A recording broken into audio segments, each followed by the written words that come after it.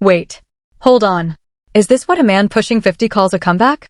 Because Papoose just walked into a studio, paid for the beat, paid for the engineer, paid for the mix, and the only thing he came back with was a tearful little monologue about how everybody on Earth is plotting to betray him. Sir. Who told you this was the move? Listen, I clicked on this song expecting bars. I clicked on it expecting the kind of pen Pap has been telling us about for 20 years. The kind of pen that supposedly built his whole legend. And instead, I got a man old enough to be somebody's uncle whispering into a microphone about how his family did him wrong, his friends did him wrong, his day ones did him wrong, and apparently the love of his life did him wrong too. And I sat there like, okay, but where are the actual bars? Where's the actual song? Because the only thing this record is rapping about is Pap's feelings, and y'all, his feelings are evidently very, very expensive. Anyway, come here. Let me read you what's going on, because if I just describe it, you're not going to believe me. You're going to think I'm being dramatic. And I'm not. I promise. I'm being serious.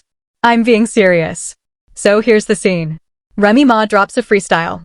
Then she drops another one. Two of them. Aimed dead in the direction of her husband Papoose and a certain Olympic boxer named Claressa Shields, who has been attached to his name in a way no woman should ever be attached to a married man's name. And Remy doesn't even raise her voice. Remy doesn't even break a sweat. She just hands out 2 surgical strikes and goes about her day. Meanwhile, Claressa is over there teasing a mystery EP like she's Beyoncé. Kadia is out shooting actual music videos like she's got a career to protect. And Pap is sitting in a booth somewhere recording a song about how betrayed he feels. Make it make sense. Please. Somebody in the building, make it make sense. Because here's where it gets crazy. I'm not even exaggerating. I sped the record up. I had to. I clicked play, and I'm sitting there waiting for him to say something, anything, and 3 minutes and I'm like, sir, can we get to the song? Can we get to the bar? Can we get to the punchline? Can we get to the part where you're supposed to be the lyrical monster you keep telling us you are? But no. No bars. Just a man dipping his toe into the pool of victim core music. At 50. I want you to sit with that for 1 second. 50 years old, and the artistic decision was, let me make a record where I'm the wounded one. And I just want to ask, gently, with love, where exactly is the wound coming from? Because the lyrics, as far as I can decode them through all the sighing, are basically, family can betray you, friends can betray you, day ones can betray you, your significant other can switch up on you. Okay, cool. Sure. But who are we talking about, my guy? Who? Because if you're sending shots, the shots have to land somewhere. The shots have to have an address. And every address I can think of for this record leads back to one specific person, and her name is on the marriage certificate. So I just need somebody, anybody, to walk into that studio and ask him, Pap, are you sneak dissing your wife right now? Like out loud?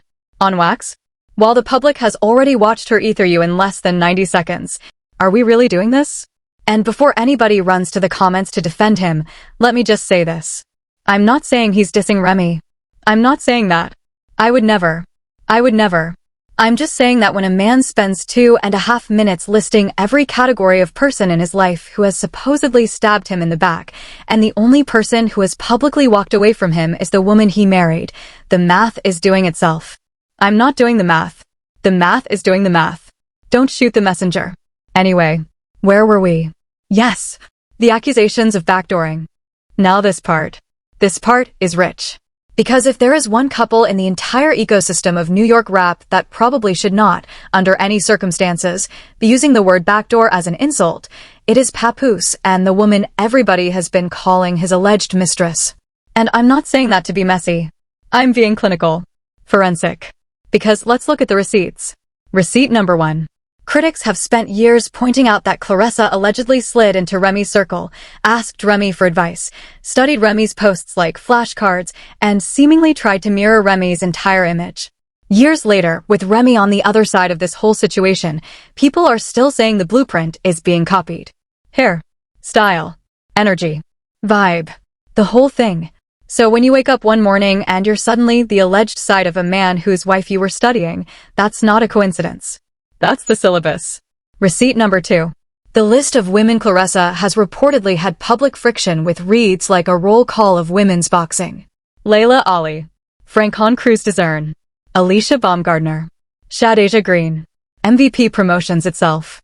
Then add the toy drive controversy. Add the dispute about a beat allegedly being taken from a producer in Flint.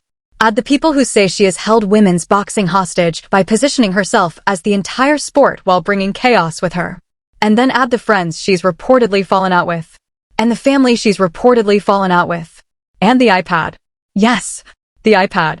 I'm going to ask, on behalf of the people, has the iPad with the alleged recordings ever made it back to its rightful owner? I'm just asking questions.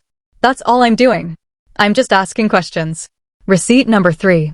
And this one is for Pap directly. The allegations around his marriage didn't start last week. They didn't start this year. According to claims that have been circulating for a long time, Remy eventually realized that the management arrangement she had with her husband was, allegedly, working out better for him than it was working out for her. In other words, she was reportedly the engine, and he was reportedly the driver charging her for gas. And once that math became clear to her, she made a different decision. Quietly. Professionally. Without a press release. And that, right there, is what real adults do when they realize the room they're in isn't serving them anymore. They leave the room. They don't make a song about it. But Pap made a song about it. Anyway, listen. I want to be fair. So let me put on my fair hat. Because every time I talk about Pap, somebody runs into the comments and goes, well, you don't know what's going on in their marriage. You don't know their personal business. And you're right. I don't. I'm not in the house. I'm not on the lease. I'm not paying the bills. But here's the thing about being a public figure. The minute you make a record about being betrayed by your nearest and dearest, you have invited the public into the house. You unlocked the door yourself. So don't get mad when we walk in and start looking around. And what we see when we walk around is interesting. We're seeing a man who reportedly has been holding executive titles at multiple labels, Win Records, TuneCore, the whole circuit, and the question that nobody seems to be answering is, what came of those titles? What was built? What was signed? What was developed? What was launched? Because if you're going to put an executive on your resume, the resume has to have receipts. And the receipts I keep seeing are blank. Beautifully designed. Letterhead and everything. But blank. Come here. Come closer. Let me whisper this part because I don't want to be rude. But Nas has investments. Jay-Z has the NFL. LL has been acting since I was in middle school. Queen Latifah built an actual empire. Even artists you would not expect have somehow found a second act. A third act. A fourth act. They evolved. They diversified. They aged into ownership. They aged into authority. They aged into something. And Pap, with all due respect, appears to be aging into exactly the same spot he was standing in 20 years ago. Same posture. Same lane. Same talking points. Same vendettas. And now, the same studio bills with no commercial return to justify them. So when he sits in a car and talks about contracts, when he goes online and tells people to read every line of every deal, when he plays the elder statesman on the internet, I do have to ask, my brother, where is your contract? Where is your deal? Where is the situation that earned you the right to lecture the rest of us about deal structure? Because if the most consistent income in your orbit allegedly comes from Olympic medal money, that's not a record contract. That's a Venmo from a girlfriend. And I'm not saying that. I would never say that. I'm just saying that's what the internet is saying. And the internet, on its worst day, is still better at math than most of us. Anyway, hold on. Let me back up. Because the most important thing in this entire story is something Remy herself has said in different ways for years. And it's this: Pap lives in the past. He is most comfortable in the past. He talks about songs from 15 years ago like they happened yesterday. He talks about features from 20 years ago like they're still charting. He pulls up Busta Rhymes putting him on a remix of a record that was already a hit. And listen, when the song is already a hit, the remix is not the proof. The remix is the favor. There is a difference. There is a very, very big difference. And the fact that we have to keep explaining that difference to a man at this stage of his career is wild to me. It's wild. It's wild. Because the truth, and y'all are not going to believe me when I say this, is that the conversation around Papoose right now is not a music conversation at all. It is not a bar conversation. It is not a punchline conversation. It is not even an underrated MC conversation, which used to be his entire personal brand. The conversation around him today is husband of, alleged boyfriend of, manager of, +1 of. And every single one of those titles is somebody else's name with his attached at the back. That has to sting. I imagine that stings. And if I had to guess, I'd guess that's the actual wound the song is trying to bandage. Because here's where it gets crazy, part 2. Pap stayed. After the easy the block captain situation. Pap stayed. After all of that.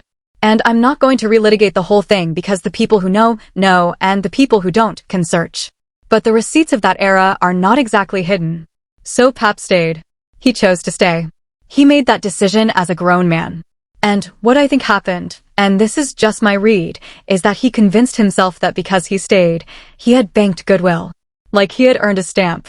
Like he had been issued a forgiveness coupon he could redeem at any point in the future for any future mess he wanted to make. And he's been trying to cash that coupon in for years. He cashed it in with the Claressa situation. He cashed it in with the alleged financial issues. He cashed it in with the alleged jewelry. He cashed it in with the alleged bills. He kept swiping that coupon. And one day, evidently, the cashier said, declined. Insufficient funds. Card not on file. And here we are. I'm going to be honest with you. I had to read these allegations more than once. Because the texture of them is bonkers. We're talking about a man allegedly sleeping on a couch in the same house while making phone calls to an alleged mistress. We're talking about alleged jewelry being pawned. We're talking about alleged gambling. We're talking about alleged household bills going unpaid while the rest of his life kept running on. And on top of all of that, there's the alleged credit repair woman out in Los Angeles. There's the alleged this. They allege that. There's even a Cadia chapter that some people have been trying to pull into the conversation. And every time another chapter drops, I sit there and I go, okay, what is the through line? What is the engine? What is the actual story? And the engine, I think, is this. I think the engine is a man who has spent so long defining himself by being the man behind a star, that when the star quietly took her crown back and walked out of the room, the man behind her had no idea who he was supposed to be anymore. And instead of figuring it out, he started making records about it. Which is, ironically, the most musician thing he's done in years. Anyway, pause. Let me say this out loud. Because somebody is going to clip this and twist it, so let me be direct. I am not a marriage counselor. I am not in their bedroom. I do not know what was promised, what was broken, what was forgiven, what was renegotiated. I'm a commentator. I look at what is publicly available and I tell you what I see. And what I see is a record that does not name a single person, but somehow names everybody in the room. Now let's talk about the daughter. Because this is the part that actually breaks my heart a little, and I'm not going to play with this part. There has been growing chatter, growing concern, from people who watch the family closely, that Pap's presence around his youngest daughter with Remy has visibly decreased. People have noticed. People are noticing. And other people online are alleging that outside influences are now driving decisions about his time and his attention. I have seen people half joking, half not, that Fat Joe probably claps eyes on that child more often than the child's own father does. I'm not co-signing that. I'm telling you that's what's being said. There's a difference. There's a very important difference. And I will let you sit with it, because you don't need me to lecture you about the gravity of a child's father drifting in the wind. But I will say this. If even a sliver of any of that is true, then a record about how everybody is betraying you is not just bad strategy. It tastes bad. It's bad timing. It's bad reading in the room. Because the audience you are trying to recruit into your version of events has eyes. The audience has ears. The audience has receipts. The audience has Twitter. The audience has Instagram. The audience has memories. And the audience is not signing up to play violins for a grown man whose own family is allegedly trying to figure out where he's been. Okay, let me take a breath. Because I can feel myself getting fired up. Let me read this part of the lyrics back one more time. He says, in essence, your family will betray you. Your closest friends will betray you. Your day ones will turn on you. Even your significant other will switch up. And I sat there and I said to myself, sir, is the call coming from inside the house? Because every time somebody insists this aggressively, that the entire world has betrayed them, the camera should slowly pan to the mirror behind them. Because 9 times out of 10, the betrayer-in-chief is standing on the other side of that glass. Holding a microphone. Talking about backdoors. I'm not saying that's him. I would never. I'm just saying the geometry is interesting. That's all. The geometry. It is interesting. Anyway, come here. Let me show you something. I went into the comments under the song when it first dropped. And I noticed something. There were comments. Lots of them. Some funny things. Some mean. Some are sympathetic. Some ask who the song was even aimed at. A whole range. I bookmarked a couple. Because that's what I do. I bookmark. I screenshot. I keep receipts. And then I went back a few days later and a noticeable chunk of those comments were just gone. Vanished. Evaporated. As if they had never existed. And listen, I'm not Mark Zuckerberg. I'm not running the back end of YouTube. I cannot tell you for sure what happened to those comments. But I can tell you what it looks like. It looks like somebody, somewhere, decided that those particular comments were not on message. And once a person starts curating which truths are allowed to live near their art, that art stops being art and starts being PR. And bad PR at that. One of the comments I did catch before it disappeared said, and I'm paraphrasing because the receipt has been digitally cremated, but it was something like, "Pap, come pick up your clothes." That was it. 6 words. Devastating. 6 words. Surgical. And another one said, with all due respect, the songs aren't charting, the songs aren't moving, why are we being forced to keep sitting through them? And honestly, I cannot in good conscience pretend that comment was unfair. Because the question it asks is the same question I have been asking. What is the point of all of this? What is the actual return on investment? Because the song. Let's talk about the song one more time. Studio time costs money. Engineer time costs money. Mixing costs money. Mastering costs money. Distribution costs money. And we have already established that the alleged household economy in that situation has been, to put it kindly, complicated. So who is funding the booth? Who is paying for the mix? Who is paying for the rollout? Who is paying for the visuals? Because if the answer to that question is anybody other than the artist himself, then the song is not a song. The song is an invoice. And the invoice is going to somebody who didn't ask to be billed. I'm not saying. I'm just saying. Anyway, listen, here's the part one really need y'all to lock into. Because everything else is gossip. Everything else is an allegation. Everything else is what the internet is whispering. But this part is structural. This part is real. And this is the part nobody is talking about. Pap is 50. 50. 5. 0. At 50, you should not be in a public spat with your wife's freestyle. At 50, you should not be in a tabloid loop with an Olympic boxer. At 50, you should not be making sneak diss records about people who have moved on with their lives. At 50, you should be running something. You should own something. You should have built something that pays you in your sleep. You should have, at the very least, a podcast network, a publishing catalog, a clothing line that doesn't depend on borrowed cachet, a board seat, something, anything.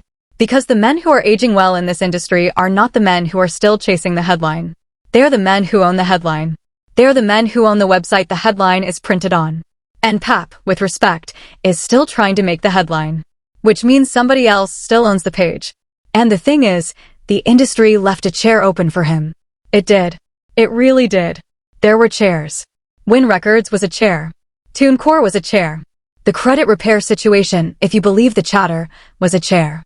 Even Claressa, in her own way, was a chair. He just kept sitting in the wrong chair for the wrong reasons with the wrong posture, and then standing up complaining that the chair betrayed him. The chair did not betray him. The chair was a chair. The man was the variable. Now, before anybody runs to my mentions, let me preempt. I know the loyalists are loading up. I can already hear the keyboards clacking. He's a legend in the city. He's a battle rapper. He's underrated. He's slept on. The blogs never gave him his flowers. Cool. Cool. Cool. Cool. I accept all of that as part of the historical record. I'm not erasing his catalog. I'm not erasing his contribution. I will be the first one to say that in a freestyle, on his best day, this man could go bar for bar with somebody you really love. That is documented. That is in the books. That is fine. But a freestyle pedigree from 2006 does not pay 2026 bills. A freestyle pedigree from 2006 does not raise a daughter. A freestyle pedigree from 2006 does not buy back the goodwill you torched on the way out of your marriage. The pedigree is real. The application of the pedigree is the problem. Anyway, let's land this plane. The reason this song bothers me, and it does bother me, I'm not going to pretend, is not that it's a bad song. There are a lot of bad songs. Every day there are bad songs. Bad songs are not a crime. The reason this song bothers me is that it is a confession dressed up as an accusation. Every line about betrayal is a tell. Every line about loyalty is an X-ray. Every line about backdoors is a self-portrait. He is not telling Remy. He is not telling on Claressa. He is not talking about Kadia. He is not telling on Easy. He is not talking about Fat Joe. He is not telling on TuneCore. He is telling on himself. In 4-bar increments. With a beat behind it. And we are watching the tape in real time. And the saddest part is that it doesn't have to end this way. There is still a runway. There is still a chapter to write. There is still a version of this story where Pap goes quiet, takes the L on the diss, calls his daughter, blocks Claressa, gets in therapy, comes back in 2 years with a documentary, a podcast, and one classic album that the culture can hold in its hands and say, yes, finally, the elder statesman showed up. That version exists. That version is on the shelf. He just has to walk over and pick it up. But to pick it up, he has to put the microphone down. And right now, the microphone seems to be the only thing keeping him company. So when the inevitable next single drops, and you know it's coming, you know it is, do not act surprised, and he starts talking again about people who have betrayed him, I want you to think back to this conversation. I want you to think about the chairs. I want you to think about the receipts. I want you to think about the daughter. I want you to think about the iPad. I want you to think about the disappearing comments. I want you to think about geometry. And then I want you to ask yourself the one question I cannot answer for you. At 50 years old, what does winning even look like for Papoose? Because if the answer is just one more record, one more headline, one more retweet, one more push notification, then we already know how this movie ends. We have seen this movie. We have seen it twice. We are in the third rewatch. But that's me. That's just me. I'm just one person with a camera and an opinion and a lot of feelings about this entire family of artists. So I want to hear from you. I genuinely do. Go off in the comments. Go all the way off. Tell me who you think this song was actually aimed at. Tell me whether you think Pap is going to make another one of these before the month is out. Tell me whether you think Remy responds. Tell me whether you think Claressa releases this so-called mystery EP and accidentally puts him on a track of her own. Tell me whether you think there's a world where this man stops, looks in the mirror, and finally figures out who he wants to be when he grows up. Because at this point, the storyline writes itself. And we're just here taking notes. Anyway, that's where I'm leaving it. Subscribe if you haven't, because something else is going to drop on this situation by the end of the week, and I do not want you to miss it. Like the video. Comment. Share it with somebody who has been sleeping on this saga. And I'll be back in your ear very soon with the next chapter. Because trust me, there is going to be a next chapter. There is always a next chapter. Talk to y'all later. Bye.